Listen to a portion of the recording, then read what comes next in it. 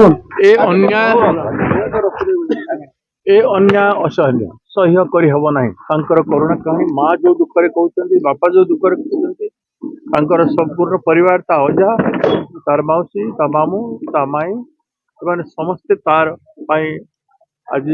भाराक्रांत अवस्था शोक संतप्त परिवार अच्छा आम संबोधना जनईचु सहित आलोचना करूँ कुनी झीटा से स्कूल को जाऊला आसुला सुंदर भाव में पाठ कर चंचल थिला ताकू अपराधी एभलिया अपराध काम कर तेणु ताकू तीव्रतर दंड दि दरकार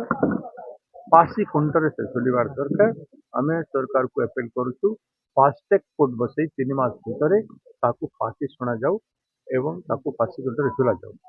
बोले आसंता दिन में रोकवे ये घटना पर 2 दिन है ना धामरा भाया से भी 3 तुच्छ श्रेणी झील से भी 10 वर्ष एमती हाराहारी 1500 खंडे अपराध ये विगत 10 मास भितर ये अपराध आमर भद्रक जिले में हो सारी नारी मान प्रति अन्याय अत्याचार एट्रोसिटी हो सारी यही 10 मास भितर आम जहाँ तथ्य रखीचु आम कहबू भद्रक कहबू ए कथा तेणु सरकार तुरंत ये पदक्षेप ग्रहण करी से परिवार को 50 लाख टंका क्षतिपूरण दे तेरे सरकार पदक्षेप न 50 लाख टंका देव जो पर्स रु सरकारी पर्स सरकार जत्नवान ना सरकार को देवा पड़ो ये जो माहौल बनई कफिन मद गंजेई आदि निशाद्रव्य बिक्री करके घरे घरे पूरे पूरे बाटे घाटे सब जगह युव समाज निर्माण होगा परिवर्ते अपराधी हो